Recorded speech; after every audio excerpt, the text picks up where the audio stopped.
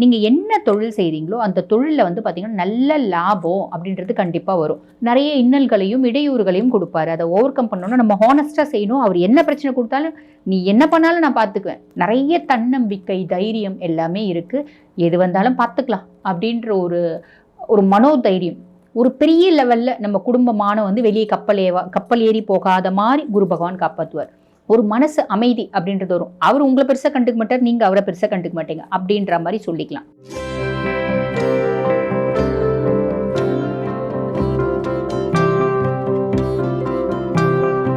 சிம்ம ராசி அன்பர்கள், பொதுவாக சிம்ம ராசி அன்பர்களுக்கு இந்த குரு பயிற்சி எப்படி இருக்குது அப்படின்னா, உங்களுக்கு குரு பகவான் வந்து பாருங்க முழுக்க முழுக்க நிறைய நல்லது செய்யறதுக்காக வராரு அப்படின்னு சொல்லலாம். ஏன் அப்படின்னா அவர் வரக்கூடிய பாவம் வந்து 11ஆம் பாவம். பொதுவாக இந்த 11ஆம் பாவத்தை என்ன சொல்லுவாங்க அப்படின்னா லாபஸ்தானம். நம்ம செய்யக்கூடிய தொழிலில் அதிகப்படியான லாபத்தை குறிக்கக்கூடிய ஸ்தானம். என்ன மாதிரி லாபம் வரும் அப்படின்றது அங்கே இருக்கிற கிரகங்களை பொறுத்து சொல்லுவாங்க. அதே மாதிரி நம்மளோட மூத்த சகோதரர் பற்றியும் சொல்லக்கூடிய ஸ்தானம் அப்படின்னு சொல்லலாம். ஆக இந்த இடத்துல குரு பகவான் வந்து உட்கார்றதுனால சிம்மராசி அன்பர்கள் உங்களோட மூத்த சகோதரர்கள் இருக்காங்க அப்படின்னா அவங்களோட ஆதாயம், அவங்களோட சப்போர்ட் அப்படின்றது முழுசும் கிடைக்குங்க. அதுக்கும் மேலே நீங்கள் என்ன தொழில் செய்கிறீங்களோ அந்த தொழிலில் வந்து பார்த்திங்கன்னா நல்ல லாபம் அப்படின்றது கண்டிப்பாக வரும். முதல்ல வந்து பாருங்கள், சனி பயிற்சியில் வந்து பார்த்திங்கன்னா சனி பகவான் அஷ்டமத்து சனியாக வந்து உட்கார்ந்துருக்காரு.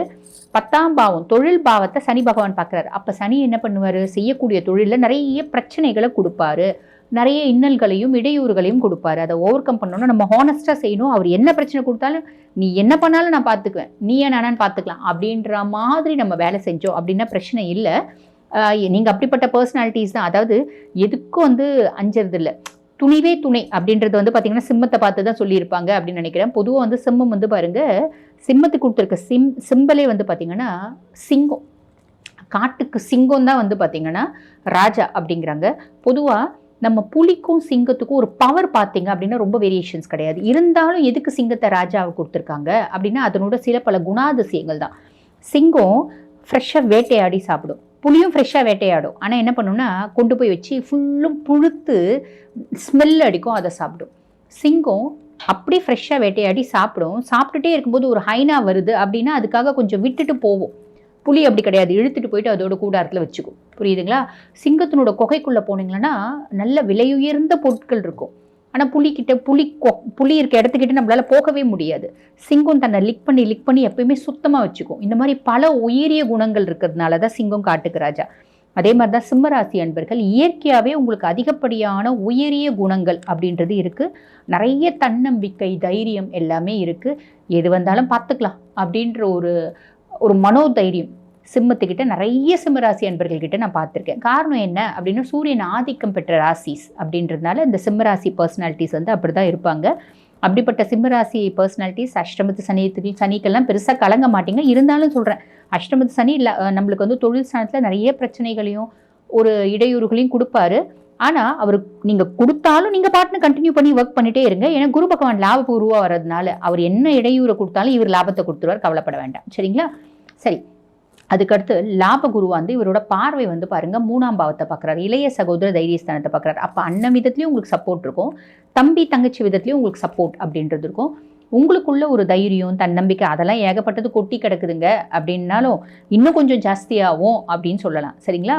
அதுக்கப்புறம் லாப குருவாக இருந்து வந்து பாருங்க 5ஆம் பாவத்தை பார்க்குறார், பூர்வ புண்ணியஸ்தானம் புத்திரஸ்தானத்தை பார்க்குறாரு. அங்கே அஷ்டமத்து சனியாக இருந்து அவரும் 5ஆம் பாவத்தை பார்க்குறாரு.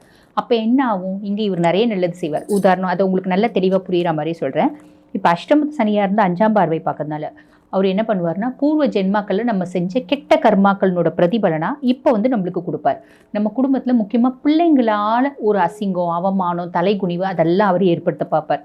இவர் லாப குருவா வந்து 5ஆம் பாவத்தை பார்க்கறதுனால பூர்வ ஜென்மாக்களை நம்ம செஞ்ச நல்ல கர்மாக்களுக்கான பலனை இவர் கொடுப்பார். அப்போ இவர் என்ன பண்ணுவார், அவர் அசிங்கத்தை ஏற்படுத்துவார், இவர் வந்து அதை வந்து ரெக்டிஃபை பண்ணுவார். அவர் அவமானத்தை ஏற்படுத்துவார், இவர் வந்து அதை சுதாகரிப்பார். எப்படி அப்படின்னா ஒரு பெரிய லெவலில் நம்ம குடும்பமான வந்து வெளியே கப்பல் ஏறி போகாத மாதிரி குரு பகவான் காப்பாற்றுவார். பிள்ளைங்களால் பெருசாக வரணும் அப்படின்னு சனி ஏற்படுத்துவார். அதை சின்னதாக வந்து பார்த்தீங்கன்னா குரு பகவான் ஓவர் கம் பண்ணிடுவார் அப்படின்னு சொல்லலாம். பெருமளவு குறைச்சிடுவார். இது நல்ல விஷயம் தானே இல்லைங்களா? அதுக்கடுத்து லாப குரு வந்து 7ஆம் பாவத்தை பார்க்குறாரு, கலத்திர ஸ்தானத்தை பார்க்குறாரு. அப்போ என்ன பிரச்சனை வந்தாலும் உங்களோட ஸ்பவுஸ் இப்போ நீங்கள் சிம்மராசி ஜென்னாக இருக்கீங்க அப்படின்னா உங்கள் ஒய்ஃப் உங்களுக்கு சப்போர்ட்டாக நிற்பாங்க. நீங்கள் சிம்மராசி லேடியாக இருக்கீங்கன்னா உங்கள் ஹஸ்பண்ட் உங்களுக்கு சப்போர்ட்டாக நிற்பாங்க. அப்போ பொதுவாக வந்து பாருங்கள், குடும்பத்து மனுஷங்க வந்து நம்மளுக்கு சப்போர்ட்டாக இருக்காங்க, குடும்பத்தினர் நம்மளுக்கு சப்போர்ட்டாக இருக்காங்க அப்படின்னாலே நம்ம பல பிரச்சனைகளை வந்து ஓவர் கம் பண்ண முடியும் இல்லைங்களா? அதுலேயும் நம்மளோட லைஃப் பார்ட்னர் நம்ம கூட இருக்காங்க, உறுதுணையாக இருக்காங்க அப்படின்னா அதை விட பெரிய பலம் எதுவுமே இல்லை. அப்போ அஷ்டமத்து சனியாக இருந்தாலும் குரு 7ஆம் பார்வையை பார்க்கறதுனால உங்களோட லைஃப் பார்ட்னர் உங்களுக்கு முழு சப்போர்ட்டாக இருப்பாங்க அப்படின்னு சொல்லலாம். இது வந்து ஒரு பெரிய பலம். எங்கள் வீட்டில் இப்பயே ஏகப்பட்ட நானும் எங்கள் வீட்டுக்காரன் எளியும் பூனையுமா தாங்க இருக்கும் அப்படின்ற மாதிரி சிலர் சொல்லுவீங்க. அந்த மாதிரி எளியும் பூனையுமா இருக்கவங்க கூட வந்து பார்த்தீங்கன்னா பெருசாக சண்டை போட்டுக்க மாட்டீங்க. விடு அவகிட்டே எவ்வளோதான் சண்டை போடுறது அப்படின்னு உங்கள் வீட்டுக்காரர் விட்டு போவார். நீங்களே வந்து பார்த்தீங்கன்னா அவர்கிட்டே எவ்வளோதான் சண்டை போட்டது, எவ்வளோ சண்டை போட்டாலும் அந்த மனுஷன் கல்லாட்டமே இருக்காரு அப்படின்ற மாதிரி நீங்களும் விட்டுருவீங்க. அப்போ ஒரு சிலர், அதாவது ஆல்ரெடி அந்யோன்யம் இருக்கவங்க இன்னும் கொஞ்சம் நல்ல சப்போர்ட் அந்யோன்யம் அப்படின்றது அதிகரிக்கும். ஆல்ரெடி எங்கள் 2 பேருக்குள்ள ஒரு நல்ல உறவே கிடையாதுங்க, ஒரு அஃபெக்ஷனே கிடையாது அப்படின்றவங்க உடனே லவ் பேர்ட்ஸ் ஆகிட முடியுமா? முடியாது இல்லைங்களா? அப்போ அந்த மாதிரி பர்சனாலிட்டிஸ் ஒரு மனசு அமைதி அப்படின்றது வரும். அவர் உங்களை பெருசாக கண்டுக்க மாட்டார், நீங்கள் அவரை பெருசாக கண்டுக்க மாட்டீங்க அப்படின்ற மாதிரி சொல்லிக்கலாம். சரிங்களா? சரி, ஓகே.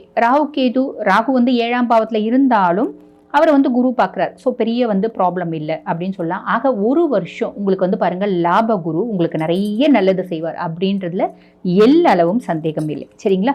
சரி, என்ன நல்லா இருக்குது அப்படின்னாலும் நம்ம வந்து குரு நல்லா தான் இருக்காரு, இருந்தாலும் நம்ம பரிகாரம் அப்படின்னு சொல்லுவோம். அந்த மாதிரி உங்களுக்கு சிம்ம ராசி அன்பர்கள் உங்களுக்கு என்ன பரிகாரம் அப்படின்னு கேட்டிங்கன்னா, காஞ்சிபுரத்துலேருந்து உத்திரமேரூர் போகிற வழியில் வந்து பார்த்திங்கன்னா திருப்புலி வனம் அப்படின்ற ஒரு ஊர் இருக்குங்க. அது ஒரு ஈசன் கோயில். அந்த ஈசனும் அம்பிகையும் இருப்பாங்க. நல்ல நல்ல ஓரளவுக்கு ஒரு மீடியமான கோயில் தான். அந்த கோயிலை பற்றி சொல்லணும் அப்படின்னா, அந்த கோயிலினோட ஆர்ச்லேயே போட்டிருப்பாங்க சிவலிங்கத்தை புலி வந்து வழிபாடு பண்ணுற மாதிரி. அது வந்து என்னென்னா புலி வழிபட்ட சிவஸ்தலம் அது. அந்த இடத்துக்கு போயிட்டு நீங்கள் அந்த ஈசனை வழிபாடு பண்ணிவிட்டு அம்பிகையை வழிபாடு பண்ணிவிட்டு நீங்கள் கர்ப்பகிரகத்தை சுற்றி வரும்போது, அந்த கர்ப்பகிரகத்தை முடியும் அப்படின்னா 21 முறை சுற்றிவாங்க, முடியாதுன்னா 11 முறை சுற்றிவாங்க, இல்லை 3 முறையாவது சுற்றிவாங்க. இது வந்து பாருங்கள் உங்களுக்கு சிம்மராசி அன்பர்களுக்கு நிறைய நற்பலன்கள் தரும். ஆனால் அந்த கோயிலில் வந்து பாருங்கள், அந்த ஐயர் வந்து பெருசாக அந்த கோயிலில் இருக்கவே மாட்டார். நான் இது வரைக்கும் 3 முறை போயிருக்கேன், அவர் இருக்கவே மாட்டார். என்ன பண்ணுவாங்கன்னா, நிறைய பேர் வர்றது இல்லைங்க அப்படின்னு சொல்லிட்டு அவர் சும்மா ரவுண்ட் அடிச்சுட்டே இருப்பார். அப்போ அங்கே பக்கத்தில் வீட்டில் சொன்னீங்கன்னா அவங்க உங்களுக்கு ஃபோன் பண்ணுவாங்க, அந்த ஐயருக்கு ஃபோன் பண்ணுவாங்க. ஃபோன் பண்ணி அவர் சாவி கொண்டு வந்து உங்களை திறந்து காமிப்பார். இதையும் நான் உங்களுக்கு பதிவிடுறேன். நீங்கள் அந்த மாதிரி போயிட்டு திரும்பி வந்துடாதீங்க. நீங்கள் போயிட்டு அங்கே பக்கத்தில் இருக்க வீட்டில் கேளுங்க, அவரோட வீடு எங்கே, அவர் வீடு அங்கே பக்கத்தில் தான். ஓகேங்களா? எனக்கு அவர் வீடு எங்கன்னு தெரியல, பக்கத்தில் தான். வந்து உங்களுக்கு திறந்து ஈசனை ஆத்மார்த்தமாக வழிபாடு பண்ணிட்டு வாங்க. போகும்போது ஈசனுக்கு அப்படின்னு கண்டிப்பாக அர்ச்சனை ஒன்று எடுத்துகிட்டு போங்க, நிறைய நற்பலன்கள் அப்படின்றது கிடைக்கும். சரி, இது முடியும் அப்படின்னா குரு பயிற்சிக்கு முன்னாடி போயிட்டு வாங்க. முடியல அப்படின்னா குரு பயிற்சிக்கு அப்புறமாவது, அதாவது ஒரு மாதம் ஒரு 2 மாதத்துக்குள்ளேயாவது போயிட்டு வாங்க. சரிங்களா? அதுக்கப்புறம் வந்து பாருங்கள், நாங்கள் என்ன பரிகாரம் பண்ணலாம் எங்களுக்கு நிறைய நல்லது நடக்கிறதுக்கு அப்படின்னா, இது வந்து பாருங்கள், நம்ம சிம்மம், இந்த கேத்து, அதே மாதிரி சனி, குரு 3 பேரையுமே வச்சு நம்ம சொல்லணும் அப்படின்னா நம்ம என்ன வழிபாடு பண்ணலாம் அப்படின்னா, தினம்தோறும் கோளறு பதிகம் அப்படின்னு ஒன்று இருக்குது. அந்த கோளறு பதிகத்தை பாராயணம் பண்ணலாம். அதை விட பெஸ்ட்டு என்ன தெரியுங்களா? இந்த அறந்தாங்கி பக்கத்தில் எட்டியத்தளி அப்படின்னு ஒரு ஊர் இருக்குது. அங்கே அகஸ்தீஸ்வர ஆலயம். இது வந்து பார்த்திங்கன்னா சனிக்கான பரிகாரம் தான், ஆனால் எல்லாமே அவங்க பிரீத்தி ஆவாங்க. அந்த இடத்துக்கு போயிட்டு ஈசனை வழிபாடு பண்ணிட்டு வர்றது. முடியும் அப்படின்னா அது செய்யுங்க. முடியலன்னா தினம்தோறும் கோளறு பதிகம் 5 நிமிஷம் தான் அவன் கோளறு பதிகம் பாராயணம் பண்ணுறதுக்கு அழகான எளிய தமிழில் இருக்கும். அதை பாராயணம் பண்ணிவிட்டு உங்கள் வேலையை நீங்கள் பாட்டுன்னு செஞ்சிட்ருங்க. எல்லாமே நல்லபடியாக நடக்கும். வாழ்த்துக்கள்.